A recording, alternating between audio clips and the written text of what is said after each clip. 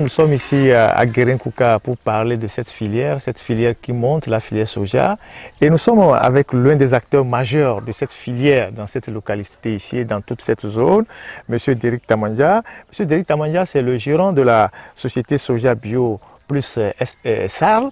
Alors, M. Tamandja, bonjour. Bonjour, M. Ferdinand. Comment vous allez? Je vais très bien. Alors, nous sommes chez vous aujourd'hui pour parler de la filière soja. Et dites-nous déjà, c'est quoi la filière soja? La filière soja, comme vous l'avez dit, est une filière qui monte. C'est une filière qui se structure. C'est une culture très simple, le soja, ce qui fait que beaucoup de producteurs la pratiquent sans difficulté. Mais c'est aussi une filière à faible rendement. Ce n'est pas une filière qui a un grand rendement comme le café-cacao, mais son rendement se ressent quand on fait un volume important.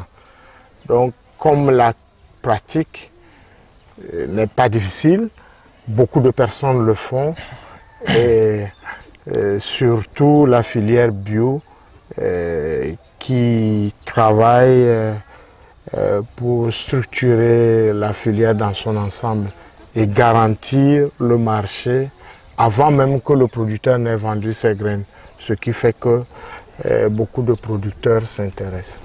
Alors, je venais de donner les chiffres tout à l'heure. Je disais que la filière soja, c'est 200 entreprises, ou bien plus de 200 entreprises qui sont inscrites au conseil interprofessionnel. Un chiffre d'affaires de 50 milliards de francs CFA par an, une production de 169 000 tonnes en 2019. Est-ce que vous confirmez ces chiffres-là? Oui, je confirme, mais ce n'est pas chaque année que c'est 50 milliards. Hein. Ouais. C'est la première fois que nous faisons le bilan de la campagne en tant que filière, parce que la filière est en structuration. C'est il y a 2 ans, que la filière, le CIFS, le Conseil interprofessionnel du soja, a été mis en place. Donc c'est notre première fois de faire le bilan. Il y a aussi le bilan des années antérieures, mais comme on n'était pas aussi structuré que ça, on ne saurait se prononcer avec exactitude. Donc c'est vrai, nous avons fait 50 milliards de chiffre d'affaires et je crois que c'est important. Alors, lorsqu'on parle du soja, le soja se cultivait depuis dans notre pays, mais de plus en plus, on parle du soja bio. Alors, c'est quoi le soja bio et que représente le soja bio dans l'ensemble de cette production qu'on vient de décrire? Le soja bio, de façon simple, c'est un soja cultivé dans des conditions naturelles, mais documentées. Depuis la semence que vous utilisez, la parcelle sur laquelle vous produisez, les conditions dans lesquelles vous faites la récolte, l'emballage, le stockage, le transport au magasin. Donc, il faut un itinéraire technique qui respecte un certain nombre de normes. Et pour ce qui nous concerne, nous sommes plus tournés vers essentiellement les normes de l'Union européenne et les normes des États-Unis qui guident notre production bio. Alors, vous cultivez le soja au Togo. Avant que le soja ne soit embarqué d'ici vers vos clients, il faut que la certification soit faite ici. Oui, la certification est assurée par EcoCert.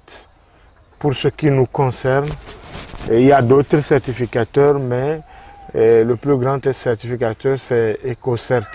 EcoCert, c'est un organisme français qui a une grande renommée en matière de certification des produits agricoles comme bio. Et donc, ils ont un bureau à Ouaga qui est chargé de l'Afrique de l'Ouest. Donc, c'est EcoCert qui assure la certification de nos produits. Alors, selon vous, pourquoi le soja bio est aujourd'hui prisé, recherché? Le soja bio... Et qu'est-ce qu'on fait avec? Le soja bio est recherché simplement parce que c'est produit naturellement, il n'y a pas un intrant chimique, donc il n'y a pas de risque de prendre des maladies en consommant ces produits-là. Et donc, notre soja, il y a 2 types de soja. Il y a le soja qui est consommé par des êtres humains et il y a le soja qu'ils utilisent pour nourrir les animaux. Nous, notre soja est utilisé pour nourrir les animaux. Donc le soja est transformé, on extrait l'huile et il reste ce qu'on appelle les tourteaux. Et ce sont ces tourteaux qui sont utilisés pour nourrir les animaux. Et notre soja est recherché parce qu'il a une grande teneur en protéines. C'est de 38 à 42%. Et ça, c'est très important. Et deuxièmement, notre soja est produit vraiment dans des conditions naturelles, comme vous le voyez ici. Quand on le récolte, il est séché naturellement. Alors que les clients nous disent que de plus en plus, en Chine ou ailleurs, on utilise les machines pour sécher ça. Et ça change la composition et le contenu de la graine. Alors, lorsqu'on parle d'un chiffre d'affaires de 50 milliards l'année dernière, c'est en 2019, et qu'on parle d'une production de 169 000 tonnes en 2019, qui sont vos clients? Qui sont ceux qui achètent vos soja bio? Qui sont ceux qui les achètent? Essentiellement, nous sommes notre marché plus en Europe et spécifiquement en France. D'ailleurs, le Togo, grâce au soja bio, est de plus en plus visible dans les rapports de l'Union européenne et ça fait d'ailleurs une fierté. Le Togo, durant les 3 dernières années, occupe de plus en plus, je pense, on est premier en Afrique de l'Ouest et 2e ou 3e en Afrique, hein, comme partenaire de l'Union européenne dans les produits bio et le Togo devant. Donc nous avons les pays comme la France, nous avons l'Allemagne, nous avons l'Italie, l'Espagne, mais aussi nous avons le Canada et les États-Unis. Et les gens s'intéressent de plus en plus. Les gens arrivent de plus en plus, ils ont besoin des graines du soja togolais. La production du soja, comme nous sommes dans un champ de soja ici, prend combien de temps? Disons 3 mois. Ok. Mi-juin et puis déjà fin octobre, vraiment c'est sec. Ok. Alors, est-ce qu'il y a une possibilité de faire 2 fois la culture dans l'année ou bien vous êtes confronté à des aléas du climat? Parce que 3 mois, on trouve que le cycle est très court. Oui, ce n'est pas possible parce que nous avons une seule saison. En tout cas, dans les milieux que le soja est produit et le rendement est important, on n'a qu'une seule saison de pluie. Donc, on ne fait qu'une seule saison. Quand on fait comme ça, c'est fini. C'est l'année prochaine qu'on pourra faire. Alors, à Girinkuka ici, vous êtes le gérant de la société Soja Bio Plus. On ira vers les coopératives, on ira dans d'autres champs. Mais comment est-ce que la filière est organisée ici, sous votre responsabilité à Girinkuka? Nous avons fait une approche village coopérative pour faciliter la traçabilité. Parce qu'il faut savoir qu'au niveau du soja bio, quand vous livrez vos produits, il faut qu'on sache chaque emballage appartient à quel producteur, même si vous avez 1 million d'emballages. Comme ça se fait en Europe parfois. Oui. Donc, c'est codifié. Et donc, quand nous prenons un village, ce village, ses membres constituent une coopérative, ce que nous appelons des CPSB, coopérative de production bio. Coopérative de production soja bio. CPSB. Donc, ces structures, ces coopératives sont composées de femmes et d'hommes, hein, de jeunes et de vieux, qui, pour multiples raisons, bien sûr les raisons économiques, sous-tendent, mais les gens comprennent de plus en plus que l'usage des herbicides, des désherbants, est un facteur dangereux pour la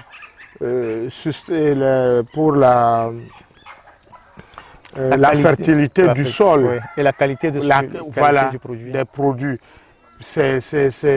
Des effets sont dévastateurs pour le sol. Le sol perd sa texture il devient vulnérable à l'érosion, que ce soit hydrique ou éolien. Et vous avez des micro-organismes qui meurent, vous avez des insectes qui meurent, et vous avez un coup que vous prenez dans votre corps. En consommant ces produits. Oui, en consommant ces produits. Surtout des produits comme le manioc, les lignames, parce que c'est des racines. Ouais. Donc quand vous pulvérisez, ça rentre directement dans ces racines-là. Et c'est comme ça que vous mangez ça. Donc les gens comprennent de plus en plus qu'en dehors des enjeux pécuniers, il y a aussi une question de santé derrière. Ce n'est pas du tout facile, mais on progresse. Donc ça fait que au début, ce n'était pas aussi ça, mais graduellement, on voit que des gens, je vous donne un exemple, il y a des villages, nous on déclasse, hein, quand on voit que vous ne respectez pas, on refuse de traiter avec vous. Mais ces gens-là vont revenir 1 an ou 2 ans après et ils deviennent des modèles parce qu'ils ont compris qu'ils avaient à gagner. Ils avaient à gagner sur le plan économique parce que leur soja est acheté même avant qu'ils ne l'aient produit. Mais ensuite, ils préservent leur sol. Et donc certains vont même étendre ça sur d'autres cultures comme l'igname et autres, parce que la qualité de l'igname a diminué à cause de l'usage des herbicides. Donc, ce qui fait qu'il y a une adhésion, c'est le fait que les gens commencent pas à comprendre quand derrière l'argent, puisque le soja conventionnel aussi est vendu, même s'il n'est pas vendu au même prix que le soja bio, les gens se rendent compte qu'il y a des enjeux environnementaux et des enjeux de santé. Donc ces coopératives que nous organisons produisent le soja. Nous, on leur apporte un encadrement technique sur le respect des normes de production bio telles éditées par le certificat EOS, qui est celui de l'Europe, et NOP, celui des États-Unis. Et au cours de l'année, au cours de la production, EcoCert va venir faire un audit technique. Et après l'audit, un rapport est produit et qui ressort des faiblesses et des forces. Et s'il y a des écarts, on les corrige et vous êtes certifié. Donc les gens sont convaincus, sont de plus en plus convaincus qu'ils sont plus stables dans le soja parce que ça, à part semer, entretenir, il n'y a rien. Ils ne mettent pas engrais, ils ne mettent rien. Et nous, on leur donne des semences et ils nous font confiance parce que quand on achète, on paye. Donc, tout ça là, ils ont vu leurs conditions de vie s'améliorer. Quand on va aller, vous allez voir un certain nombre de choses et de témoignages. Il y a combien de coopératives ici et combien de personnes on peut estimer dans ces coopératives? Nous avons 63 coopératives. Dans le Dankpen ici? Non, pas dans le... Oui, dans le Dankpen, pour tout Soja Bio Plus. Ok. Ici, Tchamba et Sotubois. Ok. Nous avons 63 coopératives. D'accord. Mais ici, à Dankpen? Ici, à Dankpen, nous avons 52. Ok. On a 52 parce que les autres sont des nouvelles antennes qu'on est en train d'ouvrir. On a 52 ici. Et on a un nombre total de 3200 producteurs. 3200 producteurs. Combien on a vendu le kilo du soja l'année dernière? L'année dernière a été une année très folle. Et qui fixe le prix? Dans la démarche bio, en tout cas pour soja bio, nous fixons un prix borchant à 200. Mais l'année passée, c'est l'interprofession qui a fixé le prix. Et le prix était à 180. À 180, le prix indicatif. Donc ça veut dire qu'on peut acheter plus, mais on ne doit jamais acheter moins.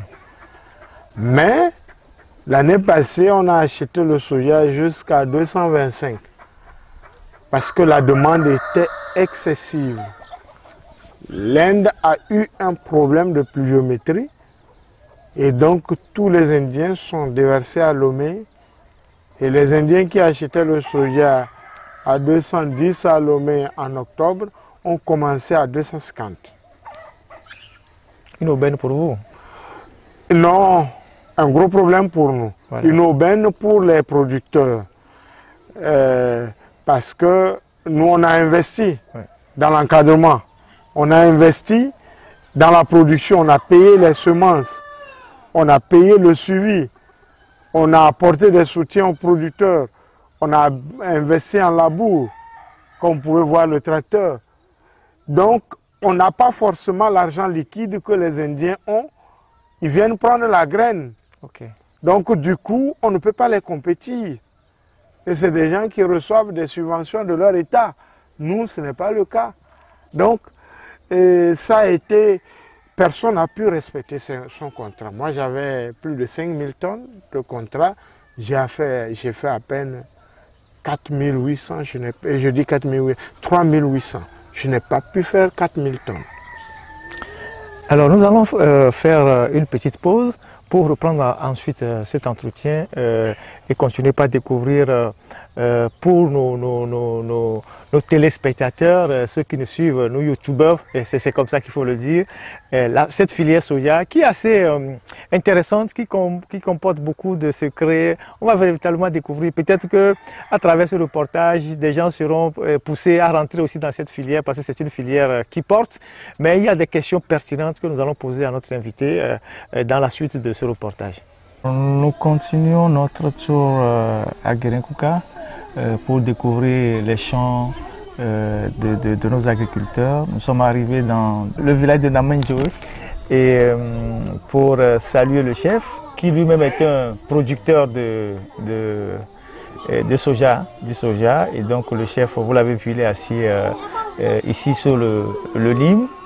Et donc, nous avons fait les civilités, c'est-à-dire nous sommes venus dire bonsoir au chef, nous présenter au chef, et puis donc nous allons continuer à avancer un peu devant pour regarder encore quelques champs, interroger les agriculteurs. Et voilà, donc nous sommes toujours dans cette phase-là de découverte de la filière soja, ici à Guérin-Kouka. Et en compagnie toujours de notre ami Derrick Tamandja, qui est le directeur, qui est le gérant de la société Soja Bio Plus. Et donc c'est lui qui nous sert de guide et qui nous explique ce qui se fait ici dans cette région, ce qu'est la filière du soja au Togo, ce qu'elle rapporte et qui sont ceux qui se lancent dans cette filière-là. Et donc nous aurons encore plusieurs questions à lui poser et nous continuons notre périple. Et c'est l'occasion pour nous de dire merci au chef qui nous a accueillis ici, dans sa cour ici. Nous remercions tous les amis qui nous suivent et donc nous allons continuer le chemin pour découvrir d'autres plantations. Nous continuons notre reportage. Nous sommes ici au village de Namenjoul. Nous venons de voir le chef, les amis qui sont avec nous et nous avons entamé une série de questions à Guérin-Kouka à notre invité. On n'a pas fini de les évacuer. Nous allons continuer avant de passer la parole à une dame qui fait du soja ici, qui fait du soja sur plus d'1 hectare. Nous sommes dans le champ de cette dame-là, le chef est à côté. Alors, monsieur Derrick Tamandja, on était en train de discuter et j'avais voulu poser une question. En venant ici, j'ai vu les étendues d'hectares de soja. Ça s'étend à perte de vue. Je me pose la question de savoir, est-ce que ici les gens font autre chose que le soja? Parce que ça devient une culture intensive et la question de savoir, si tout le monde se met au soja qui est exporté, qu'est-ce qu'on produit pour alimenter les gens qui sont dans les villages? C'est une belle question. Et il faut comprendre qu'on ne cultive pas seulement pour manger, on cultive aussi pour vendre. Donc il faut une culture de rente. Et aujourd'hui, il faut le reconnaître, le soja est en train de prendre vraiment de l'envol. Les conditions de production ne sont pas coûteuses et le marché est garanti. Et les clients sont nombreux, donc la compétition est là. Donc ça crée une dynamique. Sinon, quand vous regardez ce champ, vous allez voir que c'est une culture mixte. Oui, il y a le soja et il y a le sorgho. Oui. Le sorgho, ce n'est pas exporté. Oui. Ici, on fait beaucoup l'igname. On fait également le maïs et on fait le sorgho. Donc ici, on consomme de façon basique l'igname. On est en période de foufou. Si vous dormez dans ce village, vous allez voir que dans toutes les familles, on va piler foufou le soir. Jusqu'au fin septembre, je dis fin septembre, jusqu'à fin octobre, début novembre, à ce moment, on commence à consommer le maïs. C'est vrai que nous sommes dans la grande région de Bassa. Et dans cette grande région, c'est beaucoup plus l'igname. On entend beaucoup plus parler de la production d'igname. Quand on parle du Grand Bassa, c'est les ignames. Mais l'intensité de la production du soja inquiète. Mais elle inquiète d'autant plus qu'en venant, on a vu qu'il n'y a plus d'arbres. Parce que, est-ce que vous avez remarqué que la production du soja a un impact négatif sur le couvert végétal? Parce que quand on voit les étendues de soja, on ne voit plus d'arbres. Est-ce qu'il y a une solution pour planter des arbres tout autour des cultures de soja de manière à préserver l'écosystème? La question de la désertification dépasse la seule production du soja. Il faut voir si dans notre pays nous avons une politique de reboisement et si cette politique est vraiment conduite. Revenant à votre question, le soja, on n'a pas forcément besoin d'aller détruire une forêt pour produire le soja. Sur n'importe quel terrain, on peut produire le soja, même le bio, pour peu qu'on respecte le fait que si c'est sur un ancien terrain, il faut que le terrain n'ait pas connu des produits chimiques les 3 dernières années. Maintenant, c'est justement l'une des raisons pour lesquelles nous on a opté pour le soja bio.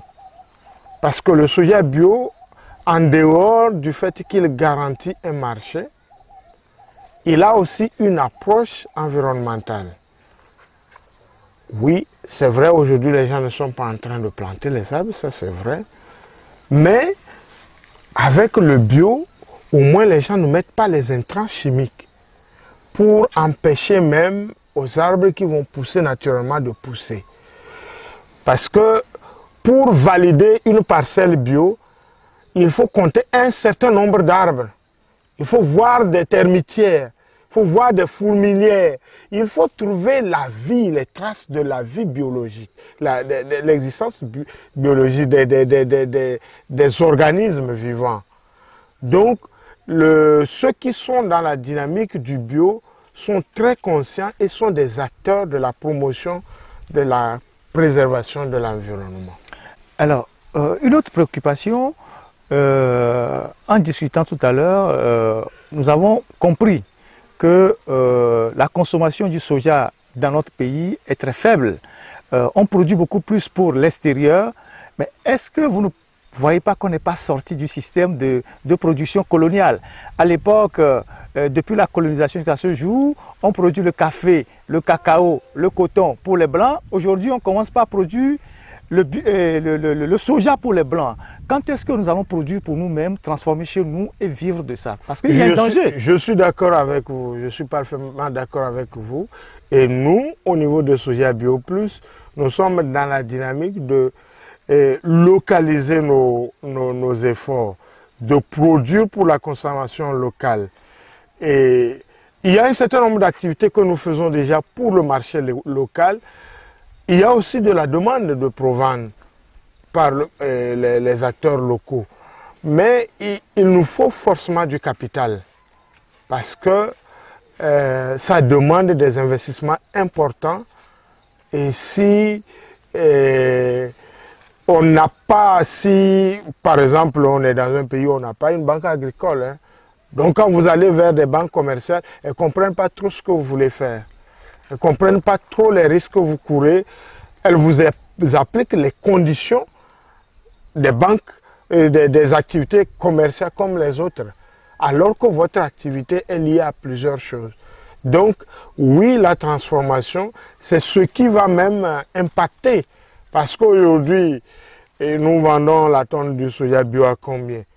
Mais quand on regarde la différence entre le tourteau bio et la graine de soja bio, il y a une différence. Et la différence reste là-bas, elle n'est pas ici. Donc, je suis d'accord avec vous. Nous, on est dans cette réflexion, nous travaillons à réunir les moyens pour démarrer les choses à petite échelle et à évoluer vers quelque chose d'envergure comme nous le faisons déjà dans la production. Nous continuons notre entretien. Nous sommes toujours à la coopérative de Namenjol, dans le village de Namenjol. Et nous avons avec nous une des productrices de cette coopérative-là, Madame Faya Eyana. Alors bonjour Madame, comment vous allez? Oui, ça va. Vous cultivez le soja ici sur combien d'hectares? Je fais 1 hectare. 1 hectare? Oui. Ça fait combien de temps que vous produisez le soja? Ça fait 5 ans quand j'ai commencé à faire le soja. 5 ans déjà. Oui. Alors, quand vous produisez le soja ici, comment vous arrivez à cultiver tout ça? Parce qu'un hectare, c'est quand même grand pour vous. Une maman, vous avez des enfants, comment vous arrivez à cultiver ça ici? Pour cultiver le soja bio, on utilise les tracteurs. Les tracteurs. Et on fait labour à plat. Alors, pour faire le labour après, vous avez besoin des métayers, des ouvriers. Avec quels moyens vous faites tout ça? Vous avez de l'argent pour entretenir tout ça? On se débrouille. Vous vous débrouillez comment, madame? Quand on prend l'argent, on réserve pour l'autre année. Quand ça arrive, on demande les entraides et on demande aussi les manœuvres aussi et ils nous mettent les mains. Ok, les manœuvres, vous les payez, c'est ça? On les paye. Vous les payez. Alors, vous bénéficiez de l'accompagnement de la société dont M. Derrick Tamandja est le gérant. Qu'est-ce qu'il vous apporte? Est-ce qu'il vous apporte les semences, les conseils? Comment vous travaillez? Oui, il nous apporte les semences. Oui. Et il nous conseille aussi. Il vous conseille aussi. Il nous appelle dans les réunions. Des fois, il vient ici aussi, il nous récupère, il nous parle de ça. Il nous conseille. Il vous conseille. Oui.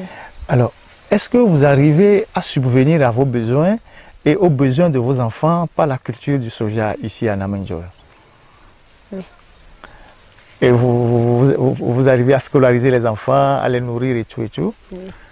Alors quand on parle du soja bio, on sait que vous vendez vos soja à l'extérieur. Qu'est-ce que ça vous fait de savoir que le soja que vous cultivez ici dans ce village-là, à Guérin-Kouka, à Namenjol ici, se retrouve chez les Blancs et les Blancs utilisent ça dans leur usine? Qu'est-ce que ça vous fait? Une fierté? Comment est-ce que vous voyez ça? Quand ça fait, c'est comment on laboure, ils achètent ça, nous aide à porter nos enfants, ça nous aide aussi à faire tout. Quand ils achètent, ils viennent, ils nous remettent aussi ce qu'il y a. Alors, certainement que vous avez les difficultés dans la production du soja. Quelles sont les difficultés que vous avez? Manque de moyens, manque d'outils de travail. Quelles sont les difficultés que vous avez? Parce que la filière a besoin d'être soutenue, d'être accompagnée. Quelles sont les difficultés que vous rencontrez dans la production du soja ici? Il faut le louer, il faut tracteur à louer. Si tu n'as pas l'argent à louer, la personne ne peut pas venir dans ton champ pour labourer. Ok. Pour aller labourer, il faut que s'il est parti faire, tu lui donnes. Ou ça, il prend l'argent avant d'aller dans ton champ. Ok. Si tu n'en as pas l'argent pour lui donner, il ne va pas aller. Dans le temps là, tu vas voir que si tu as l'argent aussi, tu peux donner aussi les gens de bœufs. Ok. Les bœufs aussi peuvent travailler. Peuvent labourer. Peuvent labourer aussi pour nous. Vous pensez cultiver le soja jusqu'à combien de temps? Vous êtes déjà, ça fait 5 ans. Vous allez continuer jusqu'à quand? Pour moi, je demande Dieu que ça n'a qu'à être comme ça. Jusqu'à... J'ai aimé. Ok. Alors, on est dans votre champ. On remarque que ici dans votre champ, entre les sojas, il y a les plants de, je crois que c'est sorgho. Oui. Pourquoi vous avez mis les plants de sorgho dans le soja ici? On a mis les plants pour pouvoir nous aider, pour nourrir nos enfants. Ok.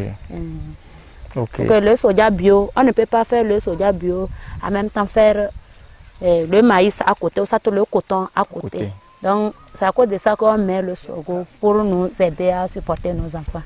Comment vous voyez la question de la pluviométrie? Il pleut beaucoup ici, est-ce que ça vous dérange ou bien est-ce qu'il pleut normalement et ça permet au soja de bien pousser? Oh non, il pleut normalement. Il pleut normalement. Oui, il pleut normalement. Ok, d'accord. Donc nous sommes très contents d'être venus dans votre champ ici.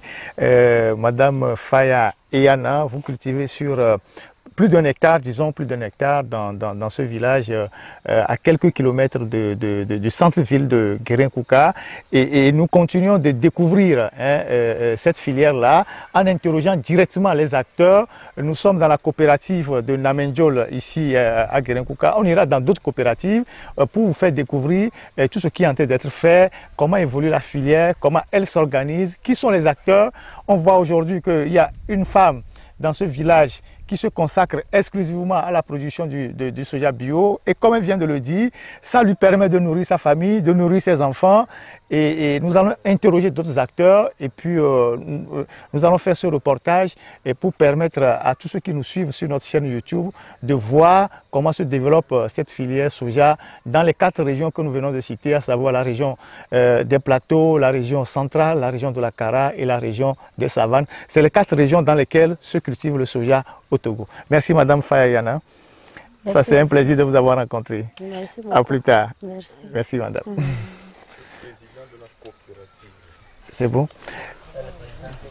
Nous allons prendre le... Alors après Madame Faya Eyana, nous sommes avec Monsieur Mbibao. Monsieur Mbibao c'est le président de la coopérative de Namendjol ici qui produit le soja bio. Bonjour Monsieur Mbibao. Bonjour monsieur. Comment vous allez? Alors vous êtes le président de la coopérative ici. Comment se porte la filière, la coopérative même ici dans votre localité ici? Bon, la coopérative se porte bien dans notre localité. Souvent nous faisons le soja bio là, on a vu que ça nous a bien aidé dans le village. Donc, il y a combien de personnes, la coopérative qui est ici, il y a combien d'adhérents dans la coopérative? Combien de personnes travaillent dans la coopérative? Nous sommes au nombre de 30 cette année. Les 30 personnes sont organisées comment? Il y a combien d'hectares qui sont occupés et comment ça se passe? Bon, nous avons 30 hectares aussi cette année. Parce que d'autres ont fait 2 hectares, d'autres ont fait 0,50, d'autres 1 hectare. 1 hectare. Donc vous avez fait en tout pour tout 30 hectares. Alors, est-ce que dans cette coopérative ici, vous avez souvent l'accompagnement de votre fêtière ou d'autres personnes en termes de moyens financiers, en termes d'appui technique, en termes de, je ne sais pas, est-ce que vous avez des appuis? Non, nous n'avons pas d'appui. Nous sommes souvent... La fêtière vous donne au moins les semences? Ils nous donnent les semences. Oui. Les semences, et des fois, ils viennent nous donner des conseils. Des conseils, visiter les champs, voir comment on a fait les champs. Ok. Alors, quelles sont les difficultés que vous rencontrez dans votre coopérative ici et sur le terrain? Les difficultés que nous rencontrons, parce que nous sommes là pour le labour, ça nous fatigue. Des fois, c'est les bœufs, si tu n'as pas les bœufs, des fois, c'est les tracteurs te demandent de te faire. Au moins, la personne va te faire, il te dit autant d'achat, le temps qu'on te paie, tu vas lui donner l'argent. Ça nous fatigue. Alors, avec la culture du soja, vous arrivez à subvenir à vos besoins, aux besoins de vos enfants, de vos familles, à scolariser vos enfants. Comment ça se passe? Avec la culture du soja, nous arrivons bien à scolariser nos enfants et à les nourrir. Parce que des fois, pour le soja, nous allons nous demander à notre coordinateur, des fois, il va nous pour scolariser les enfants. Maintenant, on n'a rien, on va chez lui. Il faut faire un prêt. Il peut nous donner quelque chose d'amener les enfants. En attendant, avant de vendre le soja. Ok. Alors, vous produisez beaucoup de soja ici. En arrivant ici, on a remarqué que la route n'est pas très bonne. La piste, comment vous faites pour évacuer les produits que vous produisez ici? Est-ce que vous avez un appel à lancer aux autorités, au moins pour qu'on puisse aménager la piste qui vient dans ce village de Namendjol, afin que, bon, à la récolte, vous puissiez transporter tranquillement vos sacs pour aller vendre, pour rejoindre votre base à Guérin-Kouka? Nous avons bien lancé. Jusqu'à présent, on voit ça. Des fois, on vient, on leur dit, mes amis, notre route n'est pas bonne. Et ils disaient, ils n'ont pas les moyens aussi. C'est pourquoi on se débrouille aussi, voir si le soja, là, devait nous avantager un jour à autre. Vous espérez que, avec l'importance que prend la filière soja, l'État sera un jour obligé de faire les rues, de désenclaver les localités afin que vous puissiez circuler normalement. C'est ça. Espérons que ça puisse vraiment arriver. Donc nous vous remercions de nous avoir accordé ce petit temps parce que vous êtes en plein champ là avec vos outils et nous sommes venus pour vous interroger. Ça fait un plaisir de vous écouter. Est-ce que vous avez un mot à l'endroit des gens, je ne sais pas, à l'endroit des autorités ou à l'endroit de vos amis, peut-être des gens qui veulent se lancer dans la filière soja? Est-ce qu'elle est difficile? Est-ce qu'elle n'est pas difficile? Comment ça se passe? Ouais, je remercie M. Tamandia et je vous remercie aussi parce que lui, ce qu'il est en train de nous montrer dans le soja bio, avant, nous, on cultivait le soja, on ne savait pas là où il faut vendre ça. Et maintenant, lui, il nous a accordé, il nous a donné les semences. Il va donner des ouvertures. Des ouvertures, il vient, il nous paie le soja, il nous donne de l'argent. Il se débrouille, il prend le soja, la route n'est pas bonne, il se débrouille, il prend le soja. Là, je le remercie beaucoup. Bon courage, monsieur Mbibao, et à la prochaine. Merci. Merci à vous. Merci, monsieur. Alors nous sommes avec le chef du village, monsieur Mbi Nakodja. C'est d'ailleurs son fils qui est le président de la coopérative que nous venons d'interroger. Alors bonjour chef. Bonjour. Comment monsieur. vous allez? Bon, ça va. Alors, d'accord, vous êtes vous-même un agriculteur, un producteur de la filière soja ici. Nous n'avons pas trop de questions à vous poser parce que vous êtes en plein champ. Comment vous vous portez vous-même et comment se porte la filière soja dans votre village? Avant, notre terrain est pauvre. Quand tu mets l'engrais, dans 2 ou 3 ans là, plein d'herbes. Bon, comme Diric est arrivé, soja bio est arrivé, moi j'ai fait essai dans les champs. Quand je mets, j'ai fait le soja. Bon, il n'y a pas trop d'herbes. Puisque les feuilles du soja là, comme ça tombent en même temps, si je reprends ça, l'année là, je ne peux pas souffrir de saclage. Bon, j'ai piqué le soja, c'est bon. Et puis toute la population, on est en train de faire le soja bio. Ok.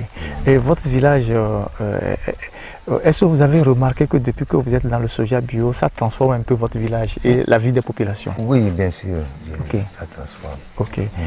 Alors, en tant que chef dans ce village où il y a la coopérative, en venant chez vous, la route est un peu difficile, les conditions de travail dans les champs sont difficiles. Est-ce que vous avez des préoccupations ou des doléances à lancer aux autorités pour qu'on puisse au moins vous faire la route pour que, bon, à la récolte, vous puissiez évacuer vos produits? J'ai plusieurs doléances avec les ministres, les députés, on ne nous a pas accordé. Bon, autant de choses. De l'achat du soja, là, nous on met les bois sur les rivières. Pour pouvoir traverser? Oui, pour pouvoir traverser. Parce que les rivières, il y a de l'eau, tout ça. Ok.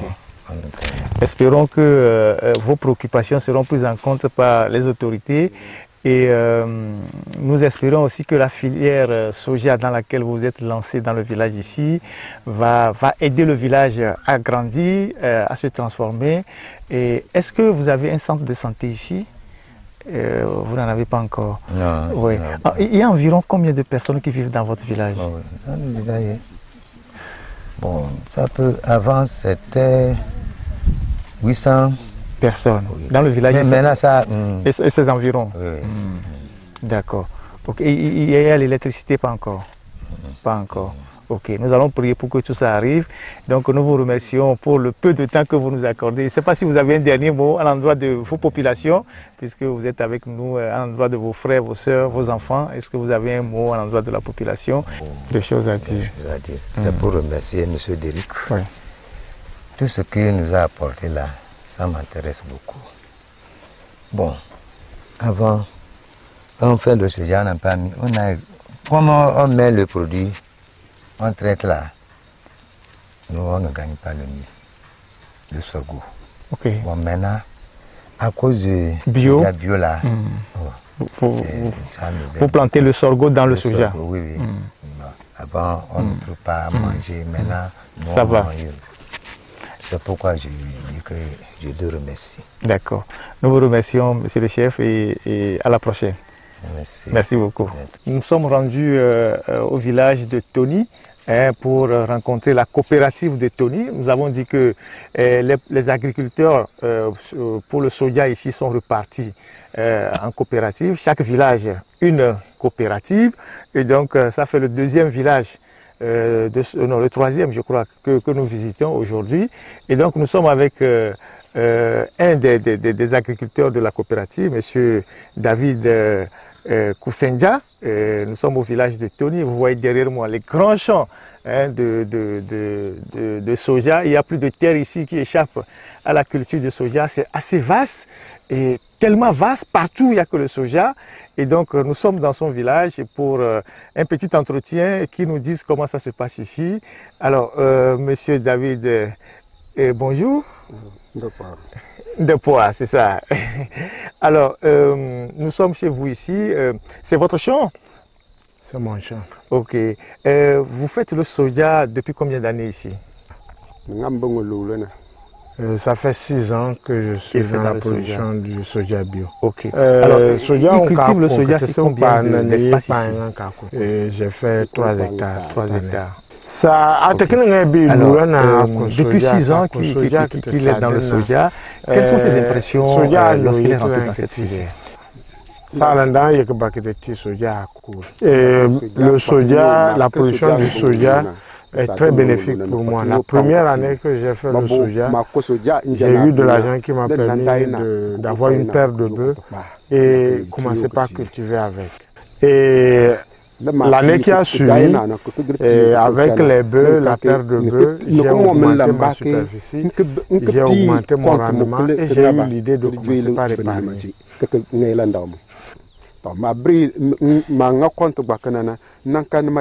Donc ma troisième année, j'ai vu que j'ai eu suffisamment d'argent et je suis allé acheter un tracteur. Donc aujourd'hui, j'ai une paire de bœufs et un tracteur grâce à la production du soja.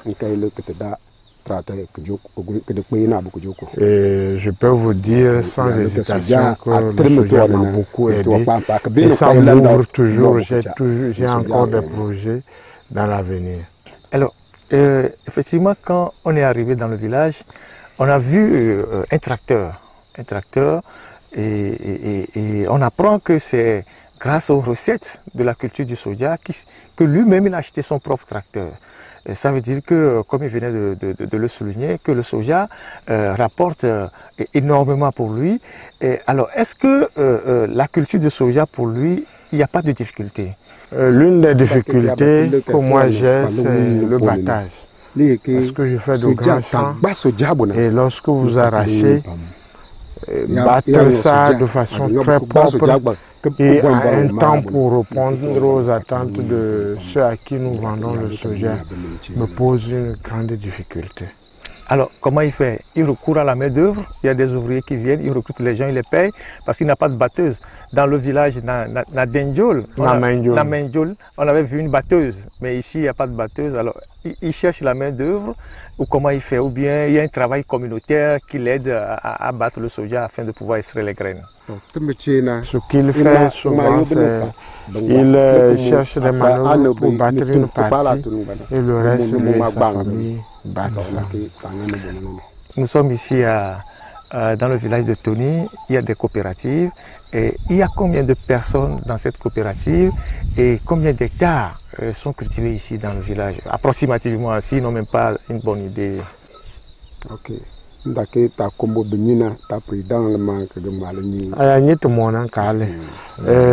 sommes 17 personnes et on a fait 18 hectares.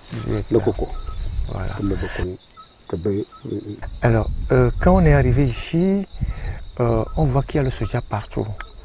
Mais on sait que la base de l'alimentation de nos populations, ce n'est pas le soja.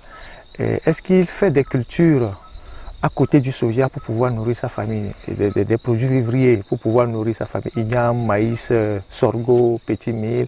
Est-ce qu'il fait des cultures à côté pour pouvoir nourrir sa famille? Et comment il arrive à joncher tout ça? Parce que ça doit être très fatigant de faire le soja et de faire les cultures alternatives à côté.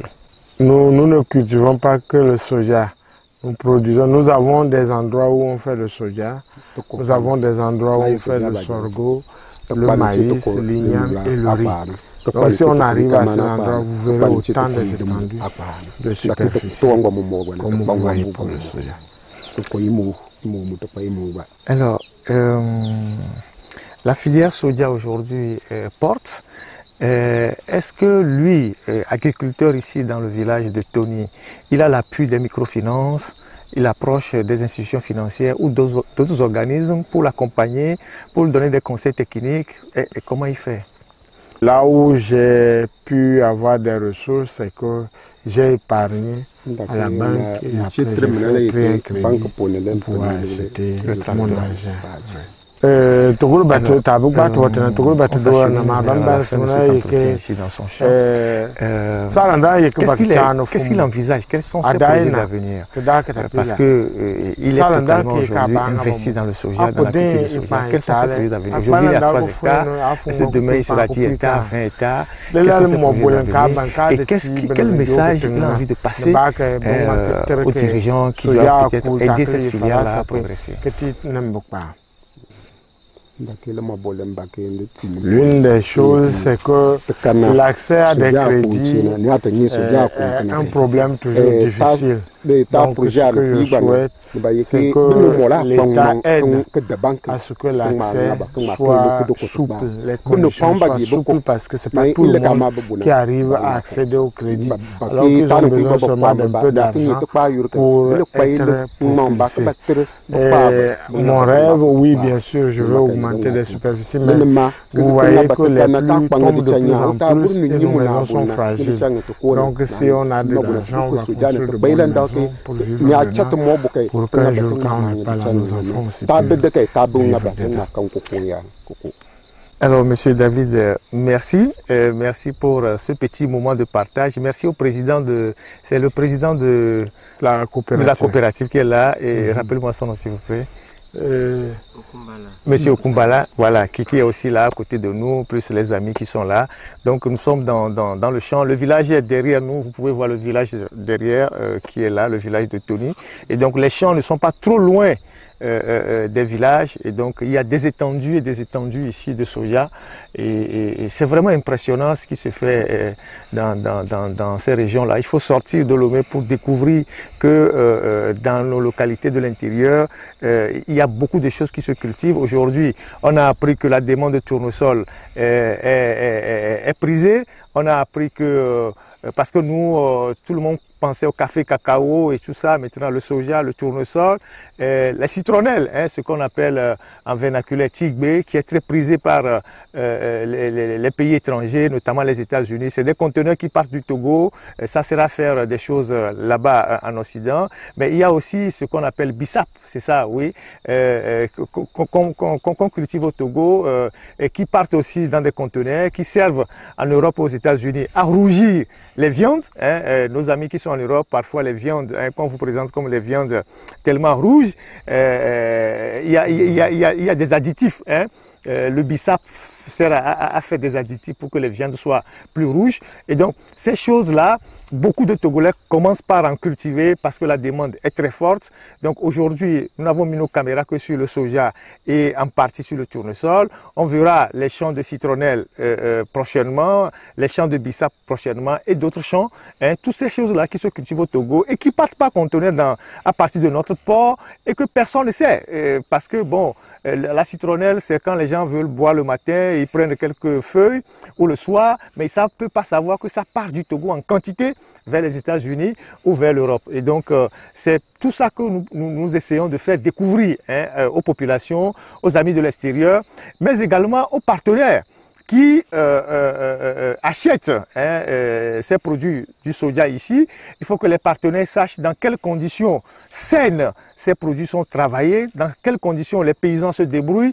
C'est pour cela que nous sommes là ici avec notre caméra, de village en village, pour essayer de discuter avec les acteurs, pour comprendre comment ils arrivent à produire le soja en si grande quantité sur des espaces vraiment à ne pas finir, parce que quand vous voyez, depuis qu'on est arrivé, partout, il n'y a que le soja, entrecoupé de quelques arbres, mais partout, vous voyez, il n'y a que du soja. On se pose la question de savoir comment ils arrivent à cultiver sur autant d'espace dans cette préfecture. C'est vrai que les champs appartiennent à des individus différemment, mais quand vous voyez comment ça s'aligne, on dirait que, bon, nous sommes en Europe, aux États-Unis, où vous voyez des champs qui s'étendent à ne pas finir. Donc, voilà l'objectif de notre séjour dans la préfecture de Dankben, et nous allons continuez pas à découvrir d'autres coopératives jusqu'à la fin de ce reportage. Merci à vous et restez en attente. Nous sommes avec les frères Matam. Bon, je vais le dire ça comme ça, c'est le grand frère, le petit frère. Il y a le président de la coopérative et il y a son frère. Nous sommes dans le champ du frère, celui qui est au milieu ici. Et nous allons lui poser des questions sur comment il cultive le soja ici, comment ça se passe. Alors, bonjour monsieur Matam Yandjabé. D'accord. Alors, nous sommes dans votre champ ici, et vous faites le soja depuis combien d'années? J'avais entamé la culture du soja bio, ça fait 3 ans. Et vous avez commencé sur combien d'hectares? 5 hectares. Et aujourd'hui, vous êtes toujours à 5 hectares ou bien vous avez augmenté? J'ai augmenté. Ok. Qu'est-ce qu'on peut avoir comme production sur 5 hectares? Combien de tonnes vous avez souvent sur 5 hectares sur la production? Bon, je trouve 8 ou 7 tonnes de soja. Lorsque vous cultivez le soja bio, parce que c'est le soja bio que vous cultivez ici, comment vous le faites par rapport au sol pour que le sol garde son côté naturel? Comment vous le faites? Parce que le soja bio répond à des conditions. Comment vous faites pour maintenir le sol naturel? Nous cultivons sur un sol en jachère. Nous ne cultivons pas sur le terrain qu'on a utilisé. Pendant 3 ans, on n'a pas utilisé des pesticides là. Donc on cultive sur un sol en jachère.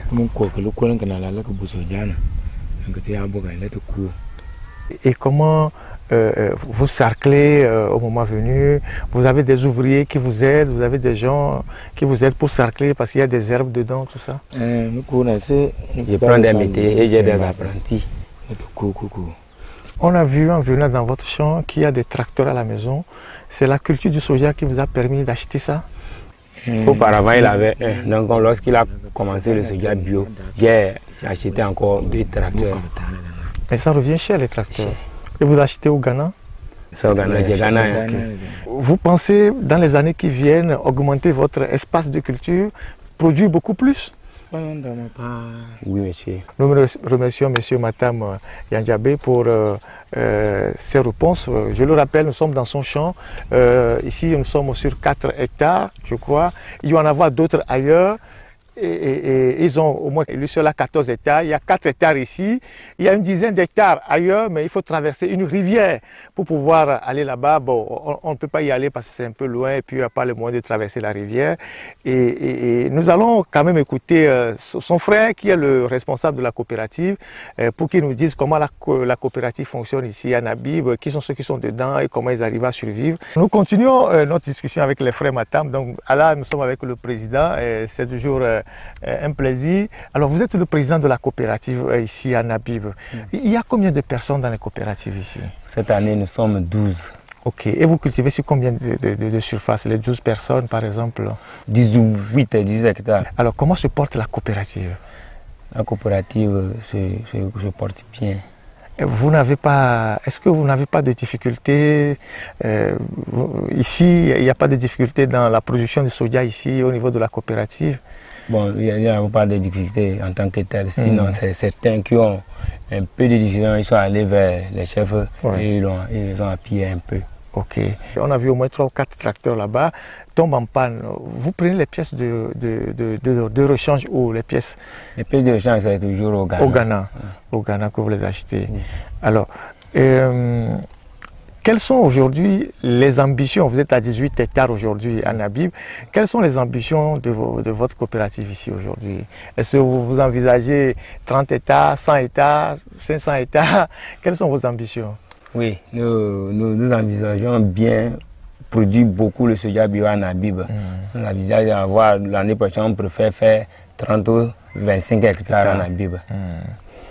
Alors, est-ce que vous avez des préoccupations à l'endroit des autorités pour les appuis financiers, pour les appuis techniques, parce que votre coopérative doit certainement avoir besoin d'argent ou d'appui des autorités, peut-être refaire un peu les routes pour que vous évacuez facilement vos produits. Est-ce que vous avez des préoccupations? Nous avons beaucoup de préoccupations, surtout sur le problème de la route. Au moment des pluies, c'est difficile de sortir. Nous avons besoin d'aide pour les routes. Bon, pour la culture du soja bio, on était allé voir le président même pour qu'il nous appuie pour le financement et il nous a expliqué clair que si nous prenons l'argent, on vend, ça ne peut pas nous avantager. Lui ne préfère pas donner. Quand il y a problème, en cas de problème de scolarité, problème de maladie, là il va intervenir. Ok. Oui. Et ça se passe très bien. Oui. Ok. Alors donc nous sommes à la fin de cet entretien-là.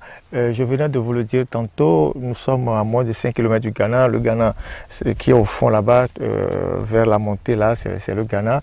Et nos frères qui sont ici sont beaucoup plus tournés vers le Ghana que le Togo, par rapport à la proximité, parce que en 2-3 mouvements, ils sont de l'autre côté de la frontière. Ils achètent presque tout là-bas, les tracteurs, les pièces de rechange, un certain nombre de choses. Et ils font leur culture de soja ici. Vous pouvez voir l'étendue des cultures ici. Et ça permet de nourrir leur famille, d'avoir des habitations décentes. Vous avez vu les maisons qui sont derrière nous, là, qui sont des habitations assez vraiment décentes. Ils ont des tracteurs. C'est des gens vraiment entrepreneurs.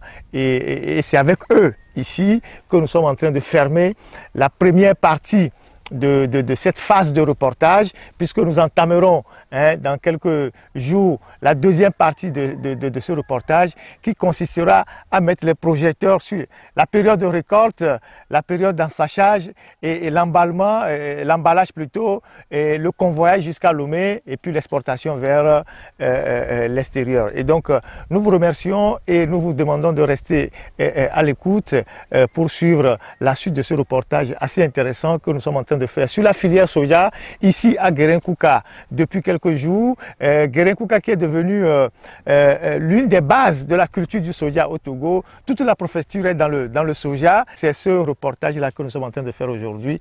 Et merci à tous ceux qui nous suivent sur notre chaîne YouTube. À bientôt.